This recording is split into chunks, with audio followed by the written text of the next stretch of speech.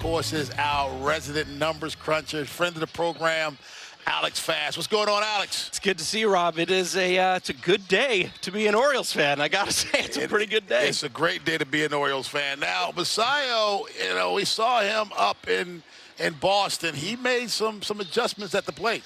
Listen, there's a lot of reasons to be excited about Samuel Basallo, and I could probably sit here for 20 minutes and tell you all of them, but there's one in specific that I really wanted to focus on, and it has to do with one of his at-bats in Boston.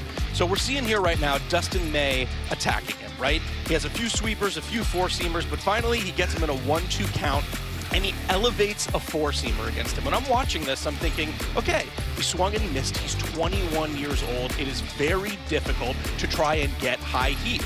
Sometimes it takes you weeks to adjust to that, or months, or seasons to adjust to that. It took Samuel Basallo 2 at-bats to adjust to elevated heat. The first strikeout from May was a 96-mile-an-hour heater, and Jordan Hicks and the catcher are thinking, you know what, fine, I got 2 strikes again. My heater might be even better than May's. I'm going to paint 97 at the top of the zone, and Basallo just goes out and gets it and hits it to right field. And one reason he's able to do that is because of what you're seeing right now with this elite bat speed.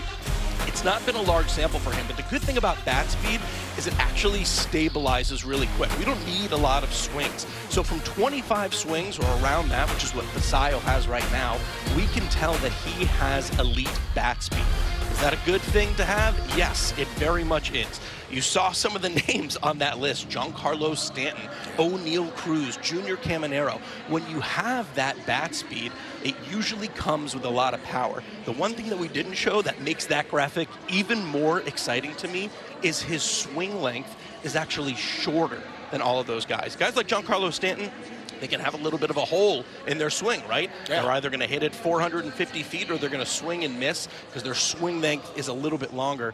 Basallo, that's not the case. We're talking about fast hands and a quick bat through the zone. The Orioles probably love it as much as we do, and hence we saw that deal today. And man, it's a lot to be excited and about. Not lost on me was that fastball was inside his hands, and he still was able to get around on it. That's even tougher to do. Now, we know the ingredients for most hitters is to get ahead in the count, just like for most pitchers to get ahead in the count. But Dylan Beavers has shown a lot of success when ahead in the count. Yeah, we've been fortunate a lot here in Birdland to see a lot of really exciting debuts in the past year or two, right? And often when we see some of these debuts, we see some guys struggle at the plate, right? When Holiday first came up, there were a few 3-pitch at-bats, and then obviously he turned it around and he's been fantastic.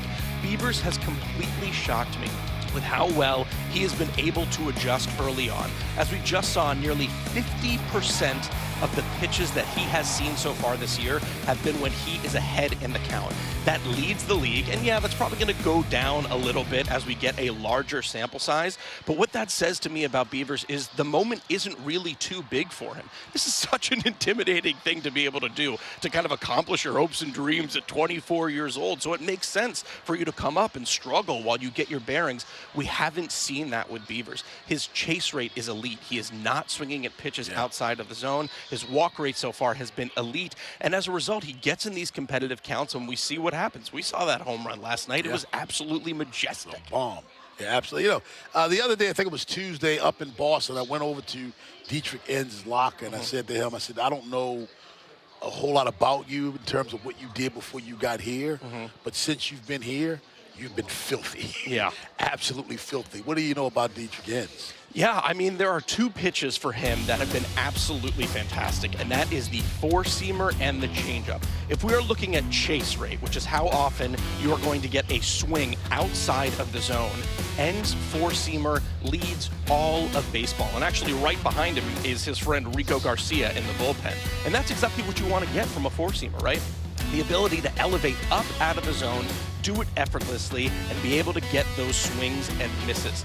It's been a fantastic start for him. And listen, there are a lot of opportunities right now for the Orioles to see who's going to be the guy to close games for them, both at the end of this year and into next year.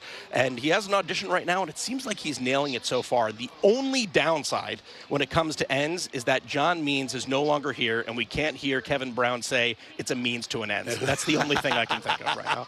You know, you talked about chase rate, Alex. You can't have a high chase chase rate without filthy stuff. Exactly. And that's what Alex, always, man. Always a pleasure. Look forward to talking to you next time.